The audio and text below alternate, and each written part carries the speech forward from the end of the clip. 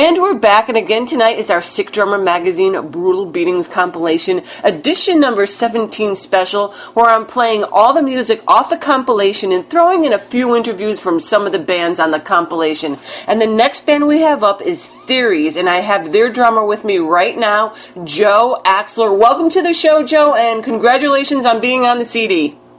Thank you very much. Thanks for having me.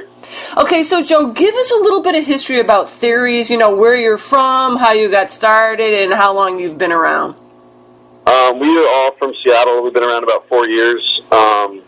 We started about 4 years ago, just us dudes writing some music, focusing mainly on touring. We kind of started the band, took some time to write, and then hit the road as soon as possible. And so who's in the band right now, and what do they play? The current members are Rick Powell, he is the vocalist, Lee McLaughlin plays guitar, and Kusha Karimi plays bass. And okay, so when did you guys sign up with Metal Blade? It was just about a year ago, I believe. Mm-hmm. Maybe a little bit less.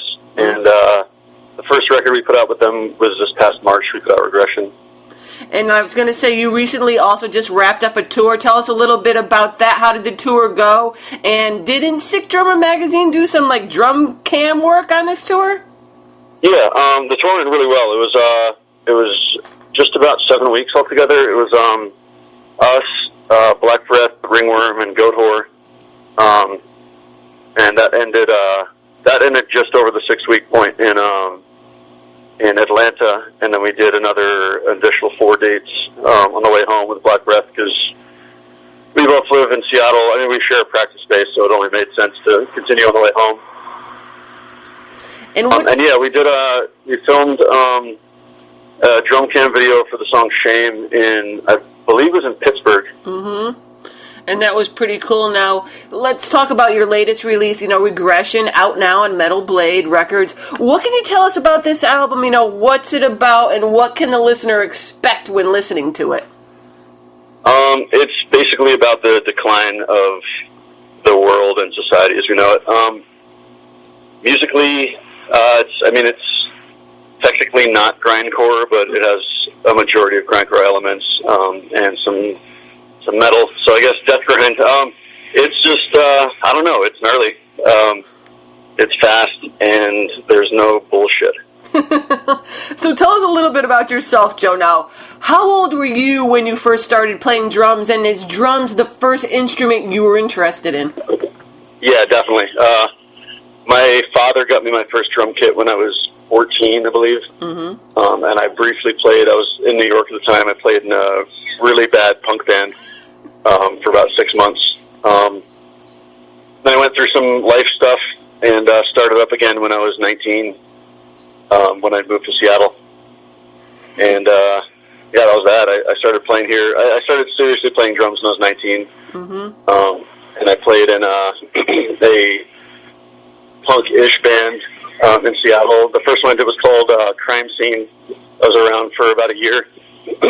And then after that, there was a lot of bands before Theories. So what kind of kit do you play now? I play a Thomas Starr Classic. Mm-hmm. And now, do you got any endorsements, any equipment endorsements, any of that kind of stuff? I have it's really hard to get drum endorsements. But I have an unofficial endorsement with Vic Firth. Mm-hmm. Basically, it's like a trial thing, mm-hmm. Which hopefully works out because their sticks are awesome, mm-hmm. and sticks are expensive. Yeah, they are. All drum stuff is expensive. I'm glad I play drums, but fuck, dude. I couldn't have picked a more expensive instrument. I know. There's so many parts and pieces and all kinds of stuff. And every piece costs so much, and there are so many things you have to replace, and they're constantly breaking. And mm-hmm. And okay, so who are some of your early influences as far as drummers, Joe? I guess it depends on what style.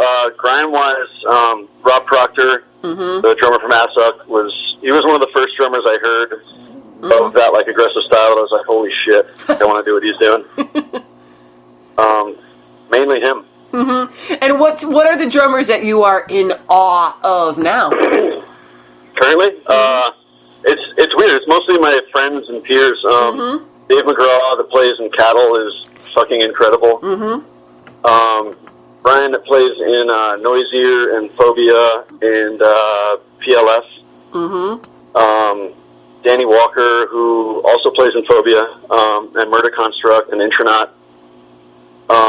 Yeah, it's just, I mean, it's really cool seeing, you know, like friends of yours that you've played drums with, like on tour and everything for years and years and years, watching them grow and just turn into these fucking monsters.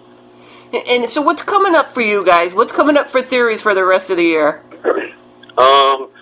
We have, in late October, early November, we're doing a 2.5-week Western U.S. tour with Gehenna, the hardcore band Gehenna, doing like a reunion tour. They have, I think they have a new 7-inch, like a new EP and a new LP coming out. So we're going out with them for 2.5 weeks. Landmine Marathon is on a couple of the dates.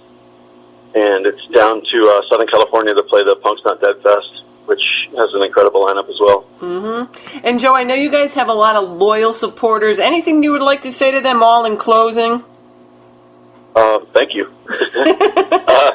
Yeah, I mean, thanks for the support, and thanks for, yeah, fucking rad. Thank you, guys.